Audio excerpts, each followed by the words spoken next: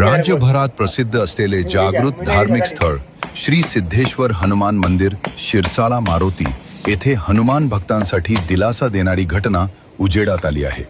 मुख्य गाभाऱ्यातील हनुमंतरायाच्या मूर्तीसमोरील स्तंभावर शेंदूर लावलेल्या अवस्थेत असलेल्या वास्तूविषयी भाविकांच्या मनात नेहमीच प्रश्न उपस्थित राहिलेला आहे। शेंदुराखाली नेमकी मूर्ती कोणाची याविषयी शिरसाळा मारोती भक्तांना दिलासा देणारी बातमी सर्पमित्र समाधान गोसावी यांच्या श्रमदानातून उजेडात आली आहे।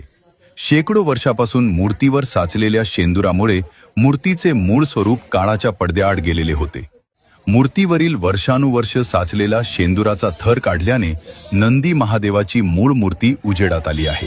साधारणतः 5 ते 6 किलो शेंदूर काढण्यात आला व पुजारी प्रल्हाद नामदेव धनगर यांच्या मार्गदर्शनानुसार सर्पमित्र समाधान गोसावी, राजू धनगर, रामभाऊ पाटील, रमेश बोरसे व इतर भक्तांच्या उपस्थितीत यांनी चांगदेव येथे तापी पूर्णा संगमावर शेंदुराचे विसर्जन करण्यात आले।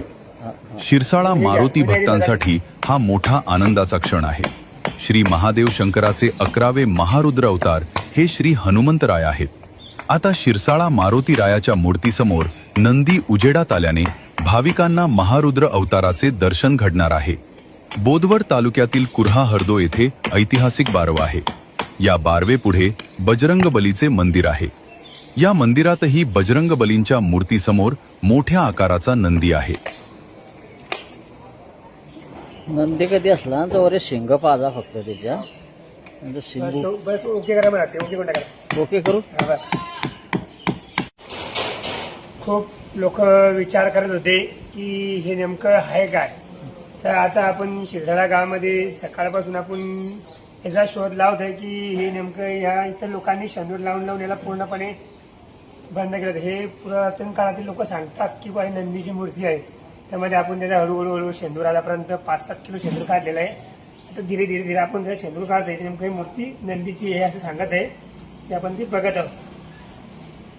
बघा हे इथला मला शेंदूर निघाला माऊली, भरपूर शेंदूर निघत आहे। ही आपली जुनी पुरातन काळातली मूर्ती आहे। हे दीपस्तंभावरती पुरातन लोकांनी ठेवलेली नंदीची मूर्ती, याला लोकांनी शेंदूर लावलं नाही, या मूर्तीला पूर्णपणे हे केलं होतं। हा आपला हनुमंतरायाचा रुद्रावतार नंदी। नंदी जय श्रीराम। जय श्रीराम।